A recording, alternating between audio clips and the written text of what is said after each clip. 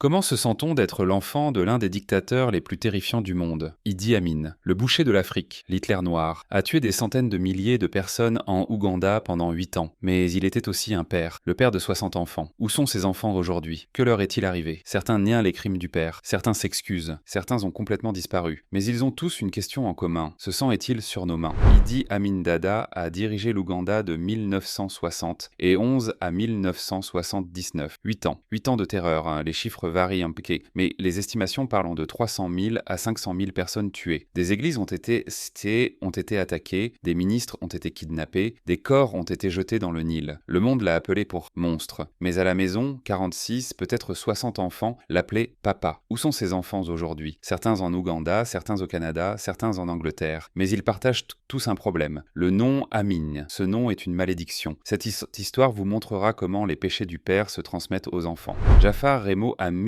Il est né le 16 juin 1967, le 10e enfant d'Idi Amin, le fils de l'une de ses 7 épouses. L'enfance de Jafar était luxueuse. Palais, voitures, cadeaux. Son père était président, l'homme le plus puissant. Et Jafar était comme un prince. Mais en 1979, tout s'est effondré. En avril, les soldats tanzaniens ont envahi l'Ouganda. Le père a fui, la famille a fui. Jafar avait 11 ans. Il était à l'école préparatoire de Kabale. Cette nuit-là, il faisait noir et froid. Les soldats sont venus, ont kidnappé les enfants, en avion vers la Libye, puis vers l'Arabie Saoudite. Jafar a grandi en exil. La vie de luxe était terminée. En Arabie Saoudite, le père Amin n'était qu'un réfugié. Oui, le royaume saoudien lui versait un salaire, mais l'ancien pouvoir n'existait plus. Jafar a passé ses années de jeunesse avec une question dans la tête. Mon père est-il un héros ou un monstre? À l'école, ses amis lui demandaient « Ton père est Idi Amin? Cet homme a tué des milliers de gens. » Jafar restait silencieux. Il rentrait chez lui et demandait à son père « Est-ce que vrai ?» Le père Amin répondait « Ils mentent. J'ai sauvé l'Ouganda. Les Britanniques, les Américains, tous m'en voulaient, parce que je ne me suis pas soumis à eux. » Jafar voulait croire, parce qu'il aimait son père. Chaque dimanche, il se promenait avec son père. Le père lui racontait des histoires. Comment j'ai libéré l'Ouganda, comment j'ai chassé les Asiatiques, comment j'ai donné le pays aux Ougandais. Et Jafar pensait, peut-être que mon père a raison, peut-être que le monde ne le comprend pas. En août 2003, le père Amin est mort. Insuffisance rénale. Il avait 75 ans. Jafar était à ses côtés. Mon père était un homme bon, a-t-il dit aux journalistes. L'histoire le blanchira. Mais ensuite, il est retourné en Ouganda. Et il a fait face à la réalité. Des gens se sont approchés de lui. Ton père a tué mon père. Ton père a torturé mon oncle. Ton père a kidnappé ma sœur. Chaque jour,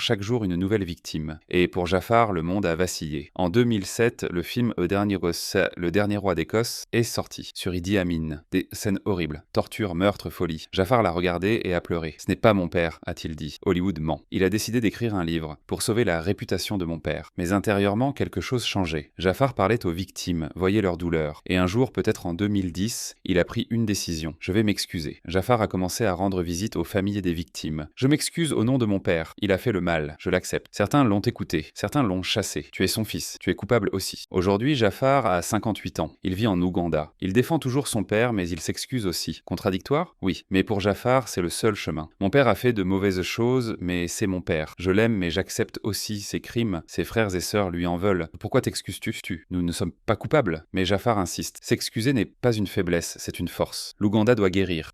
Et peut-être que moi, en tant qu'Amin, je peux contribuer à cette guérison. Hussein Lumumba Amin. Il est né en 1969. Sa mère était Kay Adroa Amin, la deuxième épouse de son père Idi Amin. Kay était une belle femme éduquée, la fille d'un pasteur. Elle étudiait à l'université Makerere lorsqu'elle a rencontré Amin. L'enfance de Hussein était compliquée. Le père était toujours occupé, réunions, opérations militaires, affaires d'État. La mère était à la maison mais malheureuse. Amin la maltraitait, était avec d'autres femmes. Kay n'a pas pu supporter. Le 26 mars 1974, le père Amin a parlé à la radio. Diffusion nationale. Aujourd'hui, j'ai divorcé de 3 de mes épouses, Maliamou, Nora et Kay. Elles se sont rebellées contre moi. Hussein a été choqué. Mon père a divorcé de ma mère à la radio. Quelques mois plus tard, le 14 août 1974, Hussein a été retiré de l'école. Tu vas voir ta mère, lui ont-ils dit. Hussein était excité. Mais quand ils sont arrivés, c'était une morgue. Un médecin a découvert son visage. Et Hussein a crié. Sa mère était morte. Son corps avait été démembré, puis recousu. Hussein a pleuré cette nuit-là. Mon père a tué ma mère. Mon père est un monstre. Mais ensuite, son père est venu. Il l'a serré dans ses bras. Mon fils, je ne l'ai pas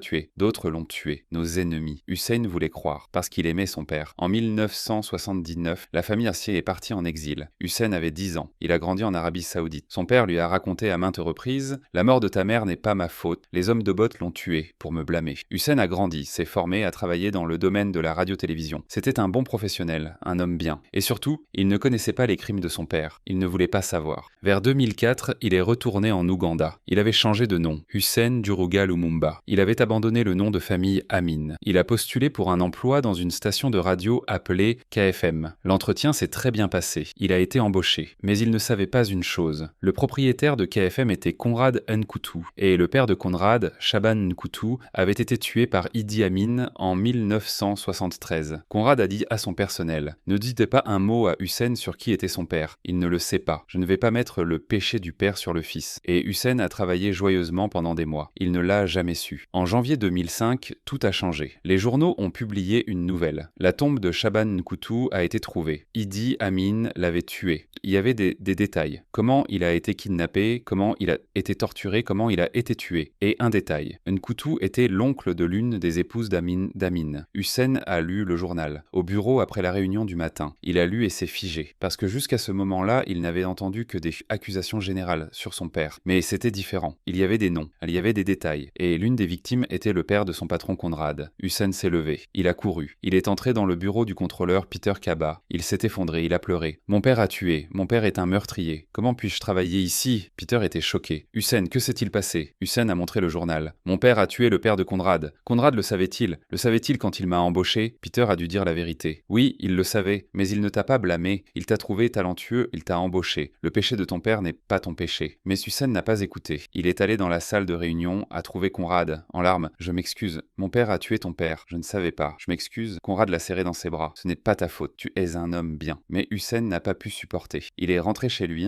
il n'est jamais retourné à KFM. Il n'a même pas envoyé de lettre de démission. Il a juste disparu. Parce qu'à ce moment-là, il a compris « Je ne peux pas échapper. Ce sang est mon sang. Ce sang est mon sang. Ce crime est celui de ma lignée. » Dans les années suivantes, Hussein a commencé une mission, blanchir son père. Il a écrit des articles. « Mon père n'était pas un tueur. Ses rivaux l'ont diffamé. Les Britanniques, les Américains, tous complotaient. À propos de la mort de sa mère Kay, mon père ne l'a pas tué. D'autres l'ont tué. Mais très peu de gens ont cru, parce que les preuves étaient claires. Des milliers de victimes, des milliers de témoins. Et Hussein, en défendant son père, faisait face à chaque fois au traumatisme de son enfance. Ce moment à la morgue, le corps démembré de sa mère. Aujourd'hui, Hussein a 55 ans. Il vit en Ouganda. Il défend toujours son père. Mais au fond, il sait, mon père est coupable, mais je l'aime. Et ces deux vérités se battront à jamais, à l'intérieur de Hussein. Faisal Wangita, il est né en 1983 en Ouganda. Sa mère était Sarah Kyolaba, la 5e épouse de son père Idi Amin, une ancienne danseuse gogo qui a épousé Amin alors qu'elle n'avait que 19 ans. Le mariage a coûté 2 millions de livres sterling. Le leader Yasser Arafat était le témoin d'Amin. Faisal n'avait que 6 ans lorsque son père a été renversé, ou 8. Personne ne sait avec certitude. La famille a fui en Libye, puis en Arabie Saoudite. Faisal a grandi à Riyad, riche mais en exil. Son père lui disait « Sois fort, sois un Amin ». Mais Faisal ne savait pas ce qu'il voulait être. Dans la vingtaine, il a déménagé à Londres, Camden, au nord de Londres. Là, au début de l'an 2000, Faisal s'est mêlé à un mauvais gang. Drogue, violence, argent. Et puis en 2006, tout a explosé. Le 26 avril 2006, un jeune homme, Matt Serge Tomonji, a été tué dans les rues de Camden, battu, poignardé brutalement. La police a enquêté. Des noms sont apparus. Parmi eux, un nom s'est démarqué. Faisal Wangita Amin. Au tribunal, la vérité a éclaté. Faisal était membre d'un gang. Il faisait partie du groupe qui a battu, torturé et tué Serge. Pourquoi? Une simple dispute. De l'argent, de l'ego, de la violence. Le jury l'a déclaré coupable. Faisal Wangita Amin est allé en prison pour complicité de meurtre. L'héritage sanglant de son père continuait. Mais cette fois dans les rues de Londres, pas dans les forêts ougandaises. Aujourd'hui, Faisal a une trentaine d'années. Est-il sorti de prison? Où est-il? Personne ne sait. Mais une chose est sûre, le nom Aman l'a suivi. Les journaux ont écrit « Le fils du dictateur est un assassin ». Et Faisal, peut-être pour la première fois, a compris. Ce nom est inévitable. Ce sang ne se lave pas. Taban Amin. Il est